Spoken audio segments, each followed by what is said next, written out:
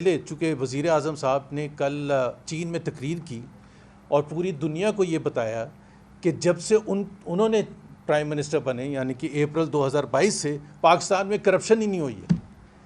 अभी इतना बड़ा झूठ इंटरनेशनल ऑडियंस के बाद बोला तो इसमें 300 बिलियन रुपए के करप्शन हुई है, 300 बिलियन रुपए की। और हमारे वज़ीर आज़म साहब कह रहे हैं कि करप्शन ही कोई नहीं हुई। और उसकी सबसे बड़ी एग्जाम्पल एक और जो बड़ा स्कैंडल है, शुगर स्कैंडल, जिसमें 300 बिलियन। और ये again accountant general of Pakistan ने पार्लियामेंट्री कमेटी में जाके बताया। जो वज़ीर आज़म के बेटे हैं, खुद जहांगीर तरीन हैं, चौधरीज हैं, I mean you name it, Zardaris हैं, सारे के सारे शुगर मिल ओनर्स हैं। 300 billion. Thank you very much Salman Raja साहब, असद कैसर साहब, मुस्तफ़ा खोकर साहब, अतू से कि आज जो पाकिस्तान के जो मसाइल हैं, जाहिर सी बात है पाकिस्तान की मसाइल की जब हम बात करते हैं तो मईशत, पाकिस्तान के अवाम जो सफ़र कर रहे हैं और इस फ्लड्स के आने की वजह से जो और सफ़र करेंगे उसको थोड़ा सा कवर करेंगे। लेकिन उससे पहले चूँकि वज़ीर आज़म साहब ने कल चीन में तकरीर की और पूरी दुनिया को ये बताया कि जब से उन्होंने प्राइम मिनिस्टर बने यानी कि अप्रैल 2022 से पाकिस्तान में करप्शन ही नहीं हुई है। अभी इतना बड़ा झूठ इंटरनेशनल ऑडियंस के बाद बोला तो इस वजह से मैं दो सिर्फ वाक़यात बताऊंगा। ज़ाहिर है एक बहुत बड़ा तफसील है करप्शन की और वो इनके अपने सोर्सेस के बताऊंगा। अकाउंटेंट जनरल ऑफ पाकिस्तान की दो रिपोर्ट्स हैं। एक उन्होंने वीट स्कैंडल पर पार्लियामेंट में सबमिट की, वज़ीर आज़म को सबमिट की, और उसमें ये बताया गया कि 300 बिलियन रुपए के करप्शन हुई है, 300 बिलियन रुपए की। और हमारे वज़ीर आज़म साहब कह रहे हैं कि करप्शन ही कोई नहीं हुई। मेरा ख्याल है उनको डिक्शनरी खोल के करप्शन का के मीनिंग समझने की ज़रूरत है कि करप्शन कहते हैं कितने। करप्शन कहते हैं जो अशराफिया की, फैसला साजों की जेबों में जाता है।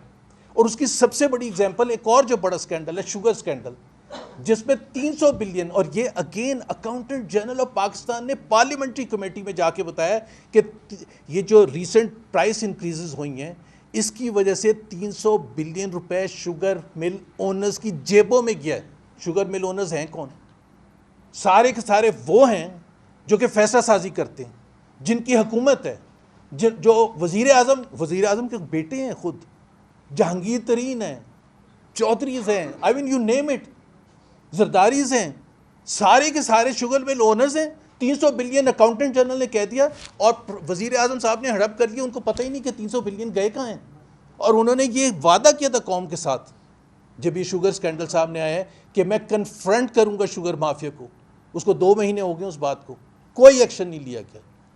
तो जब आप ये बातें करते हैं ना करप्शन की, एक और मैं चूँकि ये रिसेंट वाक़या और बड़ा कंसर्न है, आपको पता है कि IPPs के हवाले से जो पाकिस्तान ने जो बोझ उठाया है, सिर्फ मैं आपको बता दूं कि 8.4 ट्रिलियन रुपीस 10 साल में हमने कैपेसिटी पेमेंट्स, यानी कि हमने यूज़ नहीं की बिजली, ख़रीदी नहीं बिजली, लेकिन चूंकि एग्रीमेंट ऐसा था तो 8.4 ट्रिलियन रुपीस ओवर 10 ईयर्स हमने दिया।